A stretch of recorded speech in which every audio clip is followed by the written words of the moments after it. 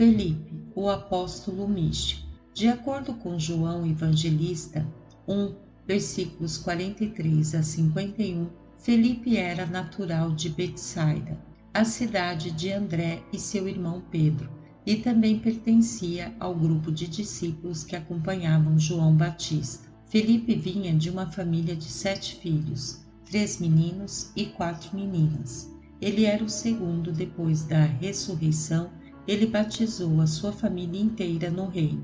Toda a família de Felipe era de pescadores. O seu pai era um homem muito capaz, um pensador profundo, mas a sua mãe era de uma família bastante simples. Felipe estava presente quando João indicou Jesus como Cordeiro de Deus. Cristo chamou Felipe de discípulo no dia seguinte a escolher André e Pedro como seus discípulos. No Evangelho de João, nos dá informação pormenorizada acerca de Felipe. Jesus encontrou-se com ele pela primeira vez em Betânia, do outro lado do Jordão.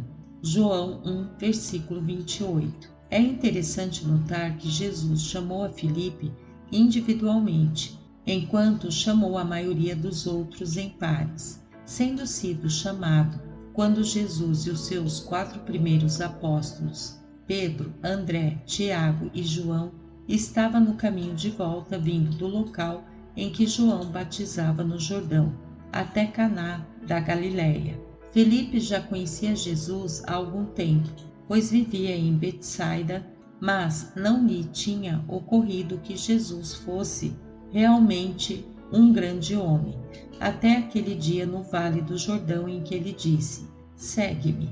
Porém, Felipe foi também, de um certo modo, influenciado pelo fato de André, Pedro, Tiago e João já haverem aceitado Jesus como libertador. Felipe estava com 27 anos quando se juntou aos apóstolos. Ele havia se casado recentemente, mas não tivera filhos até então. Porém, segundo a tradição, através de Eusébio de Cesareia, teve 4 filhas durante sua vida. Nos evangelhos de Mateus, Marcos e Lucas, todos se referem a Felipe na sua lista, usualmente colocando-o no 5º lugar logo após Pedro, André, Tiago e João. De acordo com João 1, versículo 43, disse que Felipe foi chamado por Jesus para ser seu seguidor, e foi Felipe que apresentou Natanael a Jesus, ou Bartolomeu, para segui-lo. Tinha uma agradável personalidade, mas era um discípulo hesitante em forçar o seu ponto de vista aos outros. De acordo com o Evangelho segundo João 1, versículo 43, disse que Felipe foi chamado por Jesus para ser seu seguidor e que foi ele quem apresentou Natanael a Cristo. No Evangelho de João, aparece como grande amigo do apóstolo Bartolomeu e cita que ele ficou profundamente impressionado sobre o mistério da Trindade, relatado por Jesus durante a última ceia. O apelido que os apóstolos deram a ele significava curiosidade. Felipe estava sempre querendo que tudo se lhe fosse mostrado. Ele nunca parecia ver longe, diante de qualquer questão. Ele não era necessariamente obtuso, mas faltava-lhe imaginação. Essa falta de imaginação era a grande fraqueza do seu caráter. Ele era um indivíduo comum da terra. Felipe não era um homem de quem se podia esperar que fizesse grandes coisas, mas ele era um homem que podia fazer coisas pequenas de um modo grande. Fazia-as bem e aceitavelmente. Apenas umas poucas vezes, em 4 anos, ele deixou de ter comida à mão para satisfazer as necessidades de todos. Mesmo as muitas demandas de emergência que resultavam da vida que viviam, raramente o pegavam desprevenido. O serviço de intendência da família dos apóstolos foi administrado inteligente e eficientemente. Tinha uma agradável personalidade, mas era um discípulo hesitante em forçar o seu ponto de vista aos outros. Quando os apóstolos estavam organizados para o serviço, Felipe foi feito intendente. O seu dever era zelar para que nunca lhes faltassem suprimentos, e ele cuidou bem do almoxarifado, As suas características mais fortes era a minuciosidade metódica. Era tanto matemático quanto sistemático. O ponto forte de Filipe era a confiabilidade metódica. O seu ponto fraco era a total falta de imaginação, a ausência de capacidade de colocar 2 ao lado de 2 para obter 4. Ele era matemático abstratamente, mas não possuía imaginação construtiva. Era quase que inteiramente carente de alguns tipos de imaginação. Ele era o homem comum típico de todos os dias. Havia muitos desses homens e mulheres em meio às multidões que vinham ouvir Jesus ensinar e pregar, e para eles era um grande conforto observar alguém como eles próprios elevado a uma posição de honra. Nos conselhos do Mestre, eles ficavam encorajados com o fato de que alguém como eles próprios tinha já encontrado um lugar de importância nos assuntos do reino. E Jesus aprendeu muito sobre o modo como algumas mentes humanas funcionam, quando ele escutava tão pacientemente as perguntas tolas de Felipe e quando aquecia aos inúmeros pedidos do seu intendente para que lhe fosse mostrado o como. Frequentemente, os cristãos mais usados são aqueles comparativamente desconhecidos, mas que são fiéis em cumprir pequenas coisas. Que elogio maior se pode fazer a um homem, se não dizer que trouxe seu irmão a Jesus Cristo? Pense no poder evangelístico que teríamos hoje se todos os cristãos pudessem trazer todos os seus irmãos e irmãs a Cristo. Felipe não é relacionado tão frequentemente à vida de Cristo como se vê o de Pedro, Tiago e João. Entretanto, quando realmente estudamos sobre ele, constatamos que foi verdadeiramente um grande apóstolo. O primeiro ato de Filipe que vemos registrado na Bíblia é seu testemunho a Natanael sobre Jesus Cristo, João 1, versículo 45. O Evangelho de João oferece mais informação sobre Filipe, sendo que o primeiro foi no episódio da multiplicação dos pães, onde tinha de alimentar as multidões que tinha aproximadamente 5.000 pessoas para ouvir Jesus. E foi aonde dirigiu a bem conhecida pergunta a Jesus: onde compraremos pão para que esta gente possa comer? Filipe não entende o significado da pergunta e, depois de haver dado uma olhada para a multidão, disse: 200 denários de pão não seriam suficientes para que cada um receba um pedaço. Capítulo 6, versículos 5 a 7. O segundo foi quando o desejo de vários gregos de conhecerem e encontrarem Jesus dirigiu-se a Filipe e pediu-lhe que o apresentassem a Jesus. Filipe solicitou a ajuda de André e juntos levaram os homens para conhecê-lo. João 12, versículos 20 a 22. A sua incapacidade de adaptar-se a uma situação nova ficou bem ilustrada nesse caso, porque quando os gregos vieram até ele dizendo: Senhor, nós desejamos ver Jesus. Ora, Filipe teria dito: vem, a qualquer judeu que fizesse tal pedido. Aqueles homens, no entanto, eram estrangeiros, e Filipe não conseguiu se lembrar de nenhuma instrução dos seus superiores a respeito de uma tal situação. Então a única coisa que ele conseguiu pensar em fazer foi consultar o André, e então os dois acompanharam os gregos até Jesus. E a terceira foi a memorável conversa dele com Jesus na última refeição, quando Filipe disse: Senhor, mostrai a nós o Pai, e isto será o suficiente para nós. Para o que Jesus respondeu: Estou tão longe de você por tanto tempo que você ainda não me reconhece, Filipe. Todo aquele que me vê está vendo o Pai. João 14, versículos 8 ao 14. Esses 3 breves lampejos são tudo o que vemos acerca de Filipe, antes da crucificação e ressurreição de Jesus. Foi evidente que Filipe tinha uma grande falta de sabedoria, referindo-se a Jesus, por exemplo, como filho de José.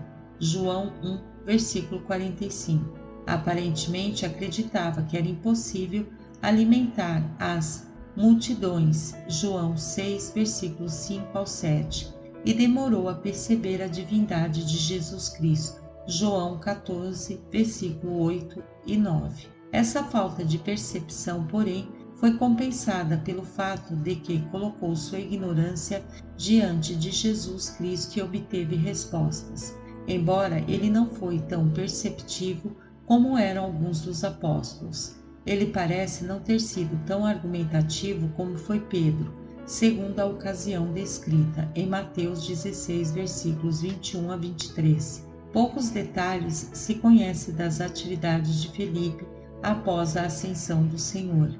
Eusébio e outros escritores e estudiosos preservaram tradições variadas sobre a vida de Felipe após a morte de Jesus. A Igreja tem preservado muitas tradições a respeito de seu último ministério e morte. Segundo algumas delas, ele pregou na França, em Cartago, no norte da África, e outras dizem que ele pregou no sul da Rússia e em Frígia, na Ásia Menor, onde a mulher de um procônsul romano se converteu, ou até na Índia. Felipe continuou seu trabalho durante as horas de provações da morte de Jesus, participou da reorganização dos 12 e foi o primeiro a ir em frente no intuito de conquistar almas para o reino, fora das fileiras imediatas dos judeus, tendo tido muito êxito no seu trabalho com os samaritanos e em todos os seus trabalhos posteriores em nome do Evangelho. Depois pregou durante 20 anos em Escítia e venceu o demônio que habitava nos ídolos. Depois partiu para Hierápolis, na Ásia Menor, onde patrocinou um fato prodigioso. Filipe teria sido obrigado a reverenciar o deus Marte, acendendo-lhe um incenso. Naquele instante surgiu de trás do altar pagão uma cobra que matou o filho do sacerdote Mor e mais 2 comandados seus. Mas o apóstolo, com um gesto, os fez ressuscitar e matou a cobra. Esse e outros milagres de Felipe foram responsáveis pela conversão de muitos pagãos ao cristianismo. Essa tradição seria contada por Eusébio de Cesareia, que afirma que ele teria realizado muitos milagres, inclusive revivido, não ressuscitado, assim como com Lázaro. Em Hierápolis, viveu com sua esposa e suas 4 filhas que eram profetisas.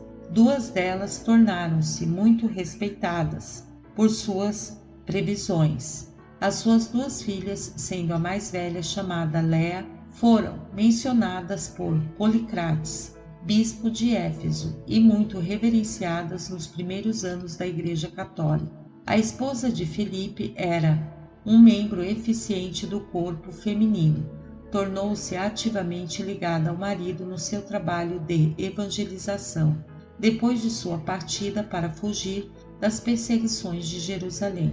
Eusébio e outros escritores e estudiosos preservaram tradições variadas sobre a morte de Filipe. Clemente da Alexandria informa que Filipe morreu como um mártir durante o reinado do imperador Domiciano, anos 81 a 96, sendo preso e torturado pelo procônsul e depois crucificado de cabeça para baixo, e a seguir apedrejado nos anos 80 d.C., em Hierápolis, na Ásia Menor.